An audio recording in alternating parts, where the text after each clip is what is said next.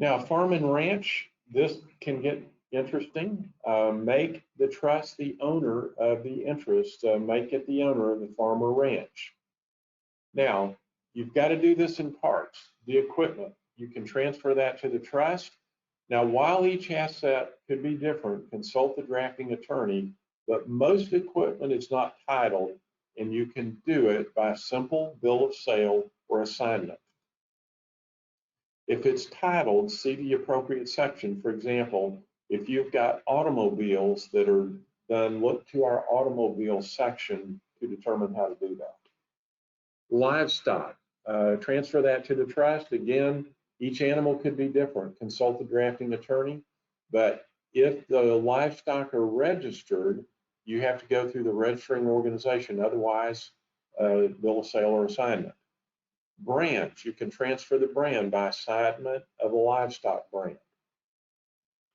If you allow hunting on your ranch, consult the drafting attorney.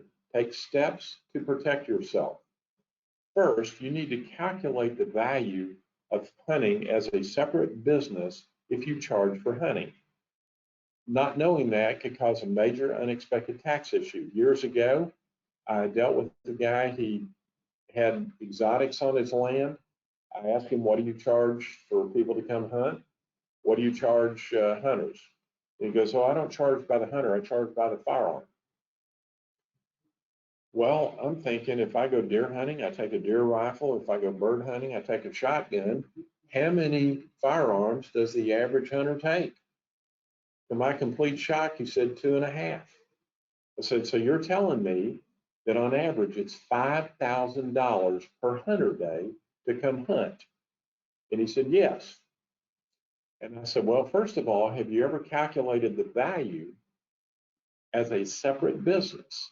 That hadn't been done. When I mentioned it to his accountant, he realized that's an extremely profitable business. In fact, the ranch itself was not profitable but for the hunting. However, the IRS considers that a separate business with a separate value, and that can create an estate tax problem that people don't even know about. Then have hunters sign a release of liability form. Now, I have this guy, I asked him about that, and he says, why would I do that? And I told him this story. The first time I went hunting after my wife and I got married, my wife said the cutest thing to me. She said, honey, I'm going to miss you. But what I really hope is the other hunters will miss you. Well, come to think of it, I was hoping that too.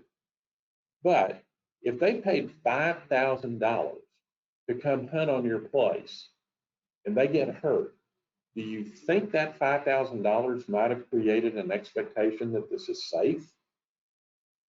Well, when I asked him about that, all the color drained out of his face, and he realized they had completely overlooked having those forms signed. Then consider asset protection planning. Separate the hunting business from the land. The hunting business is a separate risk, and if somebody got hurt from the hunting, you don't want them to take your farm or ranch.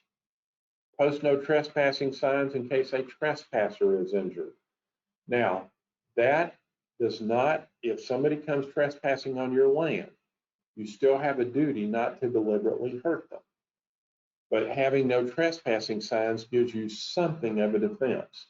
But people think, well, there's nobody out here. Post the signs anyway, even for cows and coyotes and the neighbors.